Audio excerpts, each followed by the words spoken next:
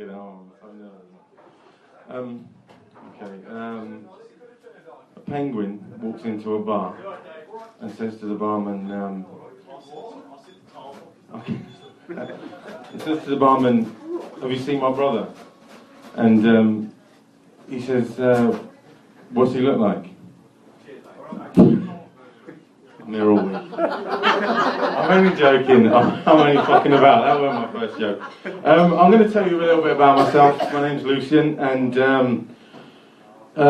my stand-up sort of journey started about a year ago. And see, I started with a friend of mine, and basically he was the one that kind of pushed me along to do this. And he died recently, and I always said before I start that I was going to kind of read a small passage out, if that's is that all right? Yeah. Yeah. Okay.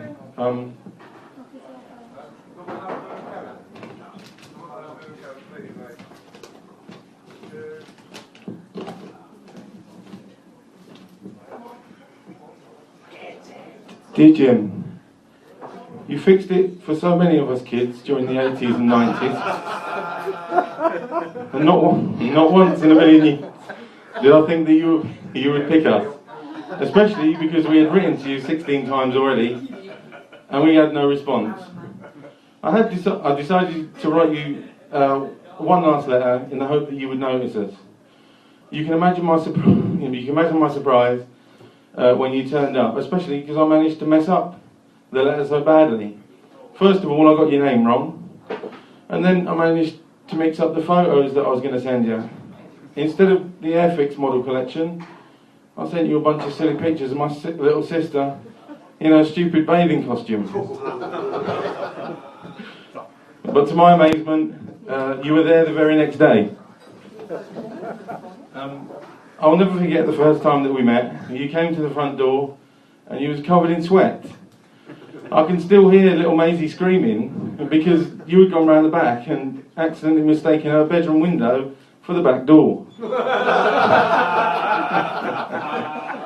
Maisie had asked me how you managed to mix the two up, and I said, but don't worry, because I explained to her that all celebrities probably had their back doors on the second story of their houses. We did laugh. I'm going now, Jim, and I'm sure that you're in the best place hold on. I'm sure that you're in a place most deserving of a man of your deeds. But even now you've gone, they're still writing about you in the papers a lot lately. I haven't managed to read any of it yet, but I'm sure it's full of praise about your celebrity work and how your celebrity chums managed to touch so many children over the years.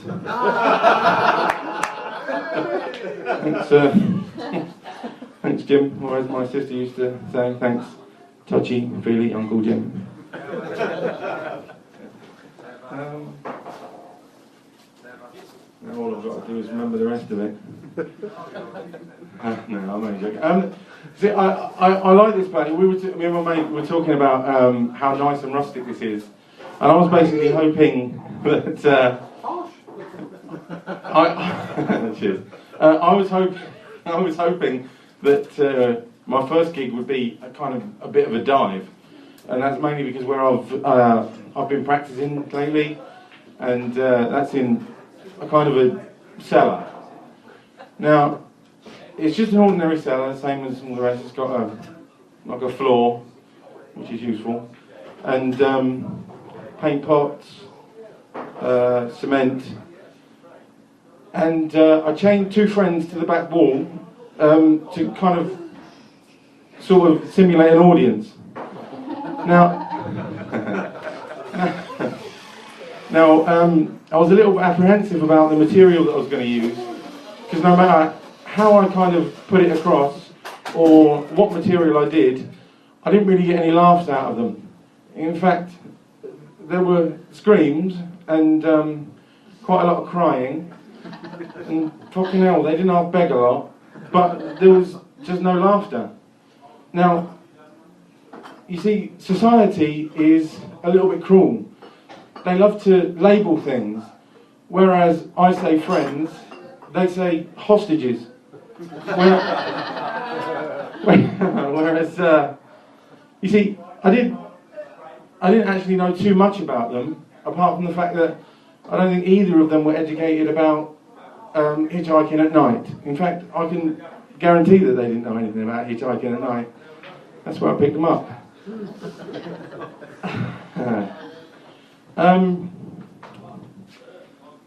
You see, I don't think that it's right to deceive people, okay? Because, you see, I'm a big guy, and I know that I'm, fucking scary. And when I came in, I noticed that some of you were wondering, kind of, have I seen that guy before? And I was thinking, well, the answer to those questions will be really shit, because I forgot what the rest.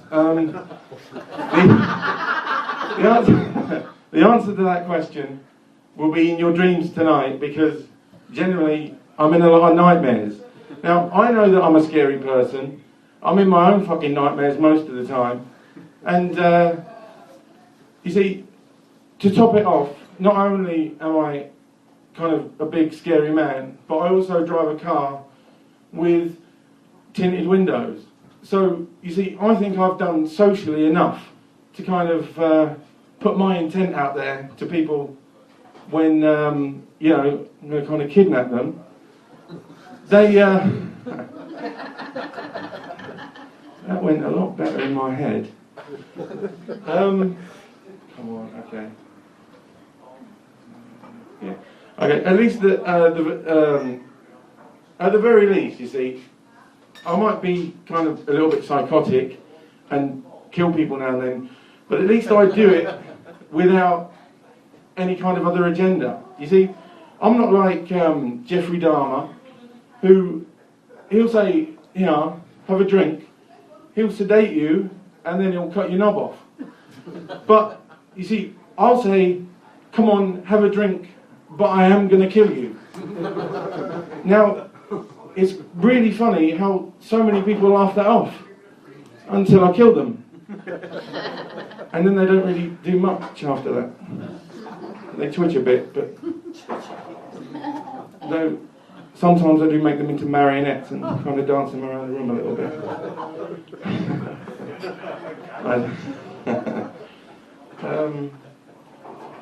See, I've always thought that this went really smoothly in the shower, I tell you. I always thought that the service that I do to people is kind of Darwin-esque. You see, it's survival of the fittest. If you're going to get into a car with somebody that makes Jason Voorhees looks like fucking Bungle from Rainbow, then you deserve everything that you're going to get. Okay? And I like challenges, but I draw the line where my mate was suggesting I put a bumper sticker on the back of my car saying serial killer on board, with a little, with the small print saying, it said something a while ago.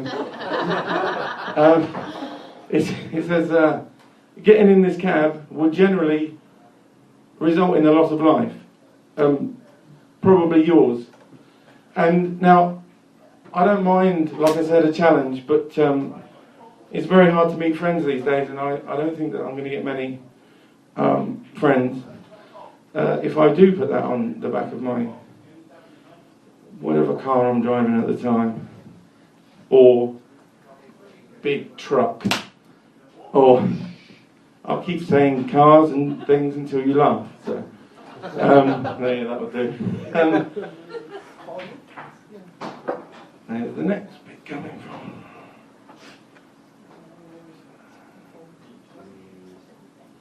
Oh, there's some really funny stuff coming now. I promise.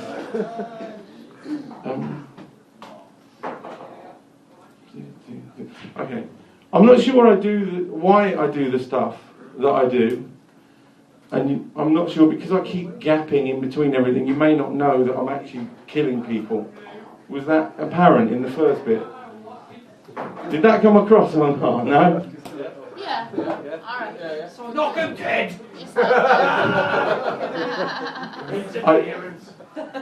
Okay, I don't. Okay, yeah, I'll go back. So I don't know why I do the stuff that I do. Basically, I had the same kind of upbringing as everybody else. I had the same, relationship with my mum and dad. It was quite good. I got whacked with the nail stick like everybody else, and I know we all remember being locked in the cupboard and whipped for 2 days straight. Yeah, we all remember that as a kid, right? Of course we do. And I suppose there was one time that my mum went a little bit too far, and I ended up in hospital because she starved me almost to death. Now, I understand that may sound like a little bit extreme, but I did burn the toast, so punishment did fit the crime, I think. Right. See, I was going to stop there, but I've got a little bit more. And I like inflicting pain. Oh yeah, okay. All of this. You see, eventually this is all going to flow, and it's going to be really fucking funny. Hey! But unfortunately, it's not at the moment. So I'm really enjoying this. I was shitting myself down there. Yeah. Oh dear. I don't know what to do with this thing. If it's, can you even hear me? Yeah. Yeah, good. Okay. You're lovely, really lovely. I'm so glad that I was here for my first gig. Thank you very much. That's not the end. I know I should have said that. Well, next time I'll do that at the end. Timing, isn't it? Golden. So, all of this beating and stuff that I did get from my mother, there was one thing that she did teach me, and that was social cynicism. You see, if I walk down the street and see Stephen Hawking trying to get something into his van, right? Now, we all love Stephen Hawking. He wouldn't hurt a fly. Well, technically he couldn't. He can't manoeuvre quickly enough, but, you get the gist. He's quite a nice guy. Now, if he was trying to get me into the back of the van, I would kick that fucker down the road and say, go on, Steve, jog on. You're a smart boy, you'll be able to get it in eventually. And, you see, what you see, right, what you see is harassment of a lesser able-bodied celebrity. See, what I see is avoidance of death by cripple. And is that too much? Is it? Can you say cripple? Wicked. And the bush now, mate. I think what else is there? I think that was the last bit. Yeah. Yeah, baby. I just want to stay up there for a bit longer, but this man's got to have a go. It's good fun. Yeah, thank you. Oh, I love it.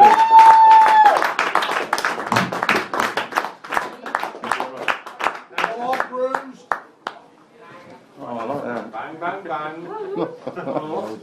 Oh, so nervous, man. It's nerve-wracking. There we go, ladies and gentlemen. Did he do well? Did he do well his first gig? Thank you. There.